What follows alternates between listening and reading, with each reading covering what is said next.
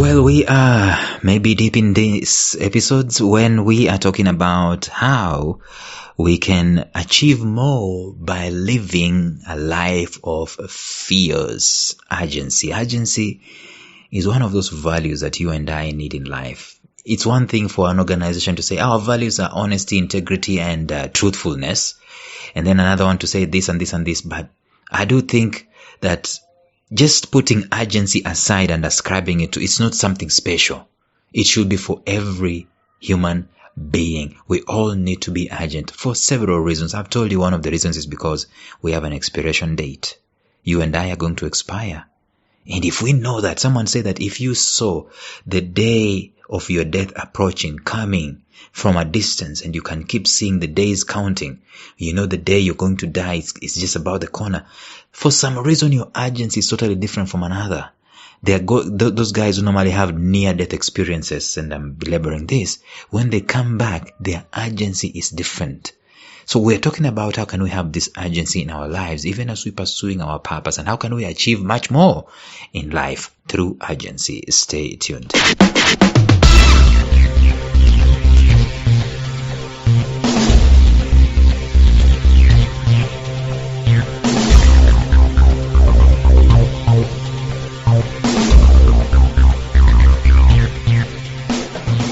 Welcome to the Life Signatures podcast with Lawrence Namale. Lawrence is a life coach, author, and keynote speaker who loves to tackle different topics on purpose, productivity, and resilience. His mission in life is to awaken all your boundless possibilities available in you. Life Signatures podcast is dedicated to bring to reality every single person who knows that deep down in their gut, there's got to be more to life than this. And now, here is your host, Lawrence Namale.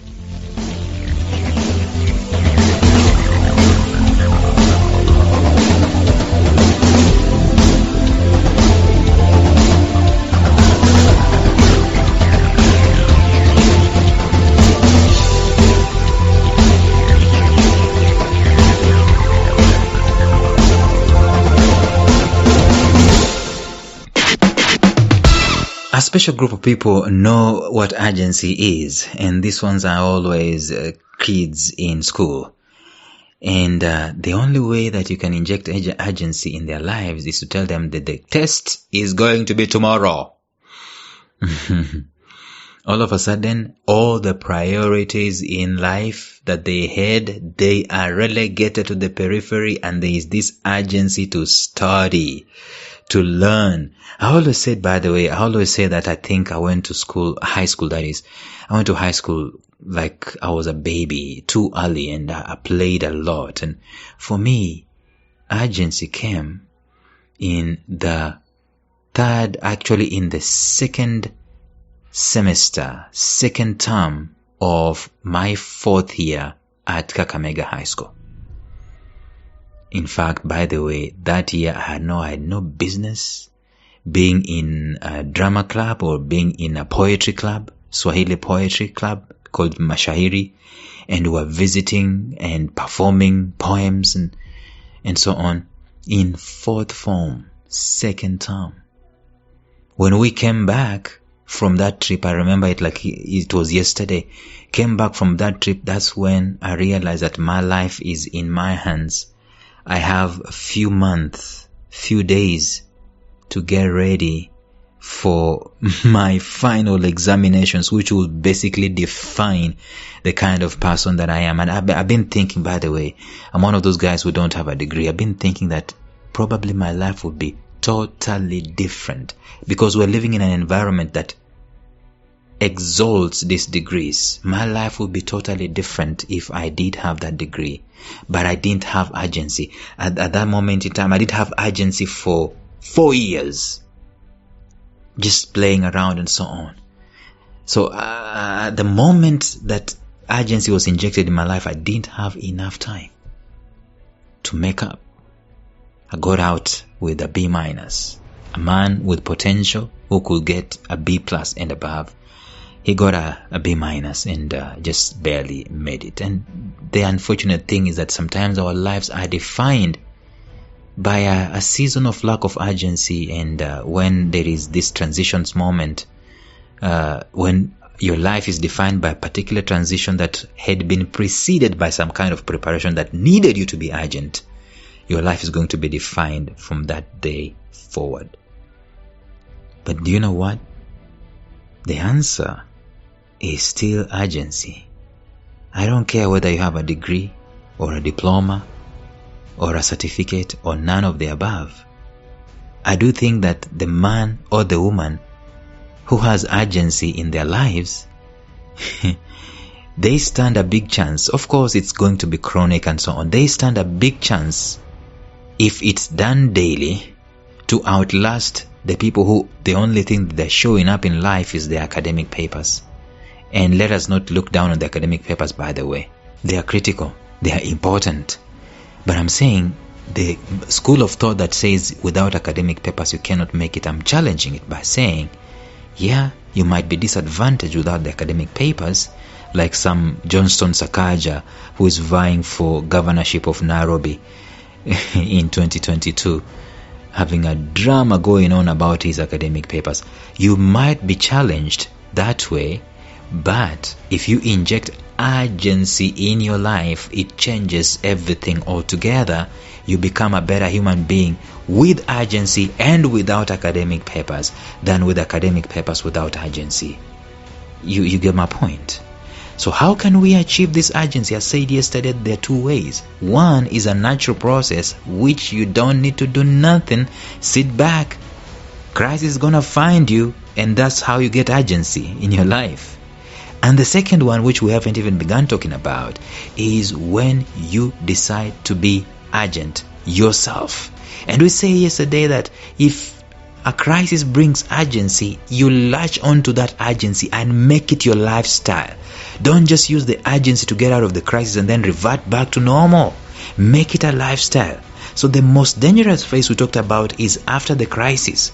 This can be one of the most deceptive phases of your life, and seemingly the bliss we are experiencing now appears to us as if it will never come to an end. That's wrong. There's got to be a level of urgency every waking day, and believe me, I have not come across a single soul who is experiencing life of bliss from day one to day end, born of a woman. Every single one of us are going to face some ups and downs, topsy-turvy, because we are living in a fallen black world. Just look at the terrain of the world itself. It has hills and valleys and hills and valleys and so on. Anyway, it will tell us something. So what happens when adversity hits is when we get urgent. Somehow, as long as we are passionate about something and as long as we are not in control of all aspects of life, we will face a setback. It is when we are in a setback, or when we have a hint of one that is coming our way, that we start putting our houses in order. That is when we are subscribing to the natural way of getting urgency. It is seasonal, cyclic. We are not in control of urgency. But I'm saying to us that it's better if we can get the reins of urgency and be the ones in charge of urgency in our lives, not relegating it to a crisis or a setback in our lives or a natural disaster coming our way, which is once in a blue moon, because we know urgency is what we need on a daily basis to supersede what we did yesterday, to become a better human being, to be more productive. We will need this urgency. You see, when a crisis comes, that's when we start watching our nutrition, and yet we need to be doing that daily. When a crisis comes, that's when we start watching our expenditures, and yet we need to be doing that daily. When a crisis comes, that's when we start minding our reserves and our savings, something that we should be doing it from the moment we were born, thanks to our parents. When a crisis comes, that's when we fiercely guard what we have acquired, but that's what we should be doing on a daily basis. When a crisis comes, that's when time and resources seem to be so precious. They are precious today. Right now, if you're sitting there just loafing, doing nothing, as if time is not precious, it will become precious when a crisis hits you. You should be making sure that time is precious on a daily basis. When a crisis comes, that's when we tend to develop a heart of care and compassion for others. something that we should be doing on a daily basis. And when a crisis comes, by the way, that's when we start to value our friendships and our relationships. But we should be doing it on a daily basis. We should be having urgency in terms of our relationships on a daily basis. But are we doing that?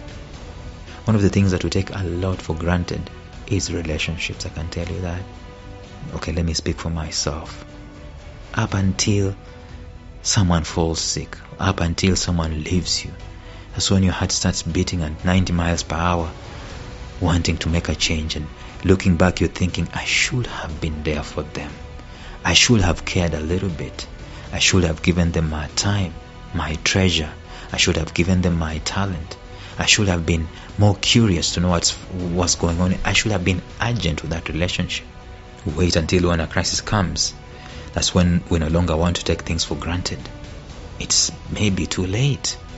What I'm saying is that, yes, you cannot naturally vaccinate yourself from natural causes of crisis which injects urgency in our lives.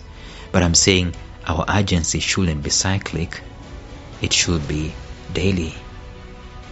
We're going to talk about this even as we continue discussing this idea of urgency in the episode tomorrow.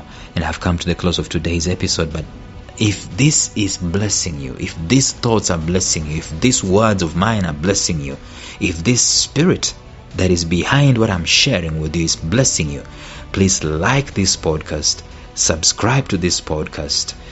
Share this podcast with as many people as possible. The more you share with people, what happens? The more we reach more, and the more are blessed. Tomorrow, we continue talking about this idea of urgency. It is very powerful. Until then, bye-bye.